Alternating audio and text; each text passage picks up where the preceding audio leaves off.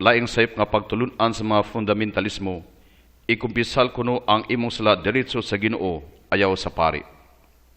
Mao kini ang ikupat nga bakak nga gipanulo sa mga fundamentalista. Ang Dios lang ang makapasaylo og sala. Tinuod kana, apan siyang pagka-Dios walay makabot niya ni makapugong niya kon iyang hauman og gahom og awtoridad ang mga apostoles isip instrumento niya sa pagpasaylo og sala sa lugar niya. Mao kini ang iyang pulong sa gahom ug awtoridad nga gidiligar sa Dios kang San Pedro. Ang mga sala nga imong pasayloon akong gipasaylo, ang mga sala nga wala nimo pasaylua wala ko pasaylua. Juan kapitulo 20 bersikulo 22 hangtod 23. Unsa may inyong ikasulti niini? Nagtudlo man kaha kita og Biblia lamang ang tuhuan, nganuman nga dili mo tuo niini nga gipamulong man kini sa Biblia. Pagtu lamang apan walay kamaturan, mutuo sa pulong apan dili mo dawat sa gitudlo sa pulong, kay ang gitudlo sumpaki sa gibuhat. Biblia ra ang tuhan apan dili mo sunod ni mutuo sa gipamulong sa Biblia. Si Kristo nagpundar og simbahan og naghatag sa awtoridad sa iyang mga tinun-an sa pagpasaylo og sala. Ang mga obispo sa simbahan nga maoy mga sumusunod sa mga apostolis, may langit nung katungod sa pagpasaylo og sala sa lugar sa Dios. Tan-awa ra gud ang mga fundamentalista og unsay pulong ni Kristo ngadto ni San Pedro. Ikaw Pedro bato, og dining bato tukuron ko ang akong simbahan, og bisan kamatayon dili makabuntog niini. Og ihatag ko kanimo ang mga yabi sa gingharian sa langit, ang imong bugkoton dinhi sita bugkoton sa didto sa langit, ang imong hubaran dinhi sita paghubaran sa didto sa langit. Mateo kapitulo 16 bersikulo 18 hangtod 19. Unsa may inyong ikasulti niini nining gipamulong ni Kristo, bakak ni o tinuod? Si Kristo nagkomisyon ni San Pedro sa pagpasaylo og sala, apan ang mga fundamentalista nagasupak niini. Kay matod nila, walay tao makapasaylo og sala. Apan magbuot ba kita sa Dios? Muingon nga ang Biblia ra ang tuhuan, apan dili malagi kita mutuo og Biblia. Unsa mang klasiha di ay sa Biblia ang tuhuan? Kanang ilang ginabuhat, busa nakatugkad na kita sa ilang pagkamao. Klaro kaayo nga si Kristo nagahom sa mga apostolis sa pagpasaylo og sala sa iyang lugar. Busa iyang gitukod ang santos nga sakramento sa pasaylo og santos nga sakramento sa pagkapari alang nining balaanong katuyuan sa kaluwasan. Og ang mga apostolis may unang kaparian sa bag-ong kasabutan, og ang mga obispo mo'y ilang mga saksisor aron maoy mo padayon sa langit nung gimbuhaton sa simbahan alang sa kaluwasan. Mateo kapitulo 28 bersikulo 19, buhat kapitulo 20 bersikulo 28. Kung ang mga fundamentalista matinud-anon pa silang gipanudlo nga ang Biblia lamang ang tuhuan, buduko na lang unta sila sa ilang mga ulo ni ining gipadayag sa balaang kasulatan nga si Kristo naghatag og gahom sa mga apostolis sa pagpasaylo og sala. Wala na unta kitay panagbangi apan tungod sa kagahi silang buot sa pagdawat ining kamatuorana, mga tarungan paghihapon sila sa pag-ingon ang mga apostolis lamang ang gigahuman sa Dios sa pagpasaylo og sala, apan ang mga obispo ug mga pari wala gamhi. Pagkamay gyud mo lighot sa pangatarungan kini mga fundamentalista, maayo muikis-ikis. Ang awtoridad o gahom nga gigahom sa Ginoo ngadto sa mga apostolis, wala lang kini ipahaom kutob lamang sa mga apostolis. Kay ang katawhan sa magsunod-sunod nga kaliwatan magkinahanglan man usab og pasaylo og kalwasan sa maghihapon ni atong apostolikanhon nga panahon. Busa ang paghaom ni Kristo sa mga apostolis, apil og uban ang ilang mga sumusunod ang mga kabispuhan sa simbahan. Apan ang mga fundamentalista dili mutuo niini, natural lang kay ang kaaway sa kaluwasan ana man ang kinaiya sa pagsupak batok sa kamaturan. Ang mga pari instrumento sila sa Ginoo sa opisyal nga gibuhaton sa lugar sa Dios. Busa sila giordinahan, gikonsagrahan, pinagi sa obispo sa lugar sa Ginoo aron pagbalaan sa ilang gimbuhaton sa simbahan.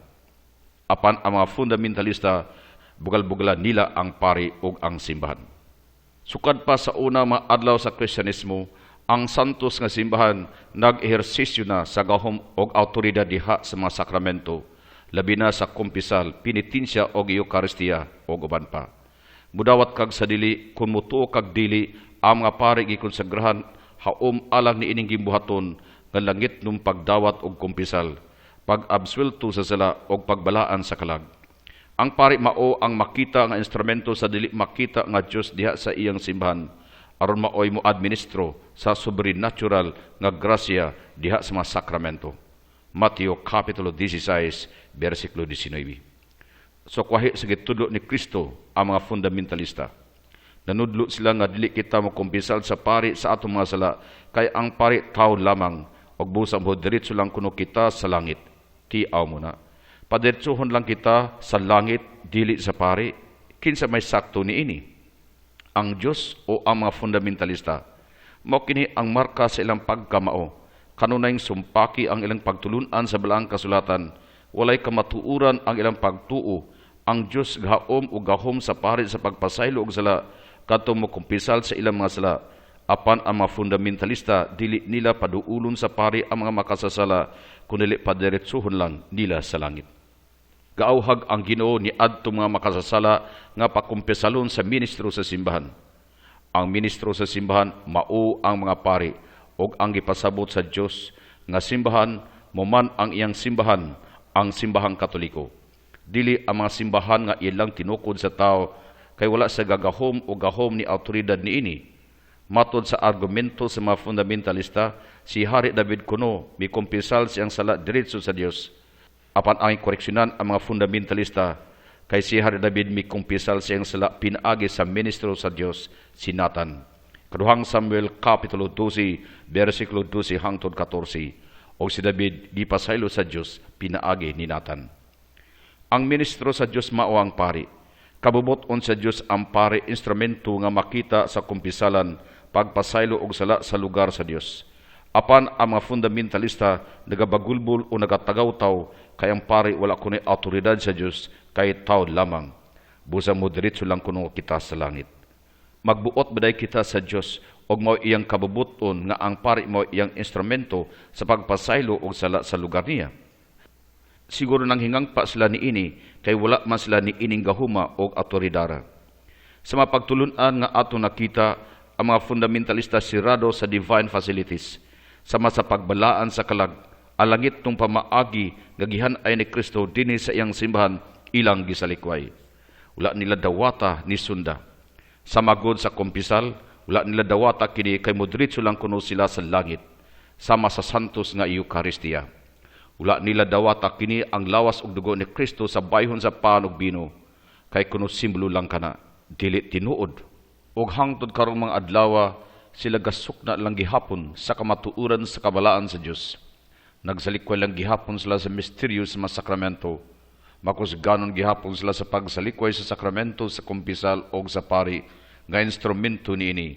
Kay lagi matod nila ang pari tao lang. Og matod nila walay tao nga makasasala nga makapasaylo og sala. Ang tao lang. Walay makapasaylo og sala, ang Ginoo lamang. Apan usasan ka kamatuuran nga ang Ginoo siyang pagkaginoo, nagbuot siya sa iyang katungod nga ang pari makapasaylo og sala. Ani ang kamatuuran nga ang tao ubos sa pagbuot sa Dios. Ani ang kamatuuran nga ang tao ubos sa pagbuot sa Dios makapasaylo og sala sa lugar sa Dios. Ani ang ebidensya og kamatuuran. Una, si Hari Saul mitahan ngadto sa tao sa Dios si Samuel og nangayog pasaylo sa iyang mga sala. Unang Samuel Kapitulo 15, versikulo 23 hangtod 24. Si Samuel, dili ba tao lang? Ikaduha, si Hari David may kumpisal kang Natam, o siya gipasaylo.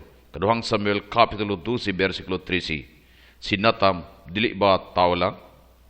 Ikatulo, sa panahon sa mga apostolis, ang mga Kristohanon gakumpisal sa mga apostolis. Buhat Kapitulo 19, versikulo 18. Ang mga apostolis, dili ba tao man lang? Ikaapat, si San Pablo gahatag og absolusyon sa mga Kristiyano sa ngalan ni Kristo. Kaduhang Korinto Kapitulo 2 versikulo 10. Si San Pablo dili ba tao man lang? Ikalima, daghang masagiton gaungaw sa kamatayon apan human sila makakumpisal sa pari, naayo sila sa sakit. Kini mga pari karon dili ba tao man lamang? Ang autoridad nga lagitnon nga gipahaom ni Kristo sa kaparian dayag og klaro kayo. Busa walay kaalam nga tawhanon ni kalibutanon ni makababag nining gimuhaton sa Dios.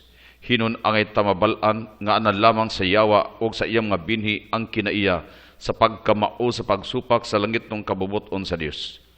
Ang mga obispo sa simbahan mao ang mga sumusunod sa mga apostolis. Si San Pedro og ang mga apostolis mga tao lamang sila, og sila may kamatayon. Apan ang tuyo tumong og misyon sa simbahan mao ang pagpadayon sa misyon sa kaluwasan sa kalibutan bisan wala na ang mga apostolis.